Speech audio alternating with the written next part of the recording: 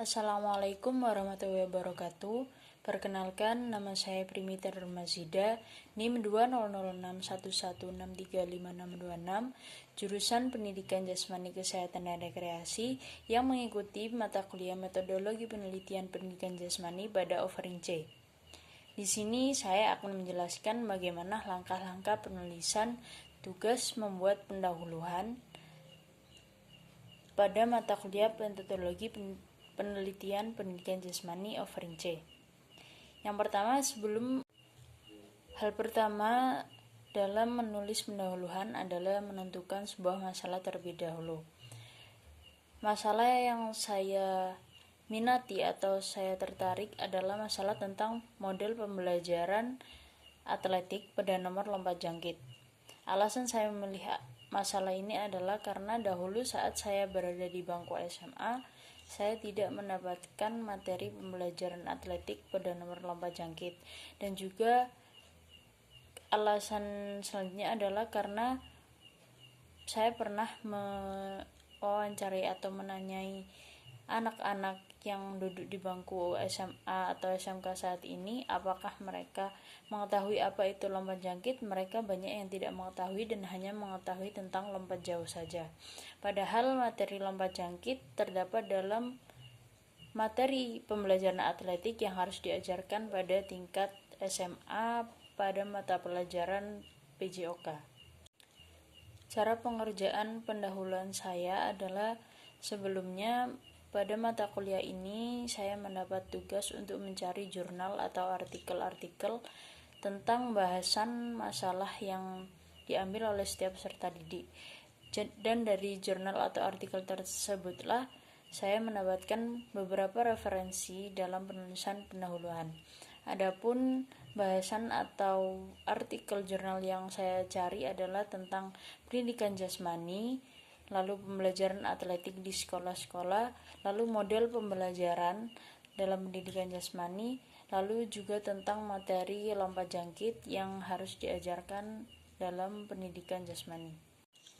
Dari situlah saya mendapatkan beberapa referensi untuk menulis pendahuluan saya. Lalu dalam pendahuluan telah dikelompokkan beberapa unsur-unsur yang harus terdapat dalam penulisan pendahuluan. Yang pertama yaitu topik besar. Di sini saya mengambil bahasan atau uraian tentang pendidikan dan sistem pendidikan nasional, di mana dalam Undang-Undang Nomor 20 Tahun 2003 pada pasal 1 ayat 37H menjelaskan bahwa pendidikan dasar hingga pendidikan menengah harus memuat mata pelajaran pendidikan jasmani. Lalu yang kedua adalah topik khusus.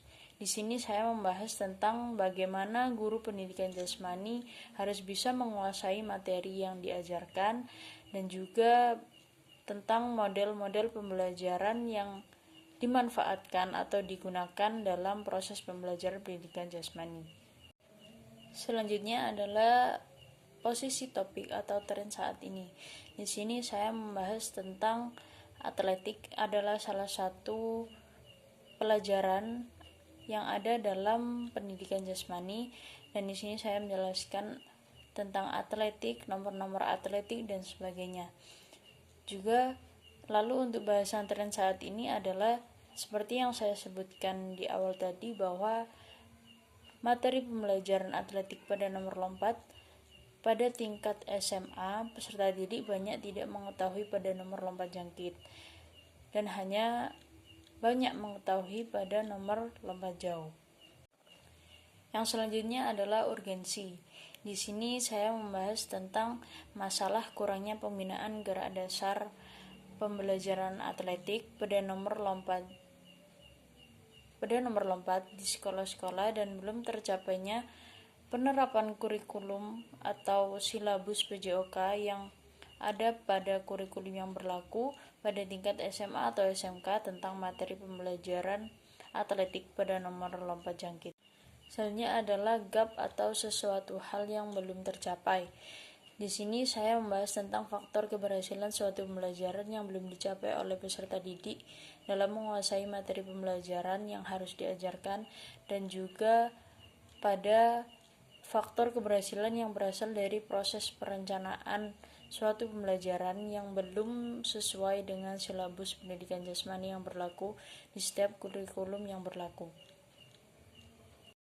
Lalu yang terakhir adalah solusi. Jadi dari setiap masalah yang telah disebutkan tadi harus ada solusi yang disampaikan, dan di sini saya membahas solusi adalah perlu adanya penerapan model pembelajaran atletik pada nomor lompat jangkit, dan di sini saya memilih model pembelajaran yang berbentuk permainan atau disebut dengan estafet game. Itulah tadi adalah penjelasan langkah-langkah penulisan pendahuluan yang saya lakukan. Apabila ada salah kata, saya mohon maaf dan terima kasih. Wassalamualaikum warahmatullahi wabarakatuh.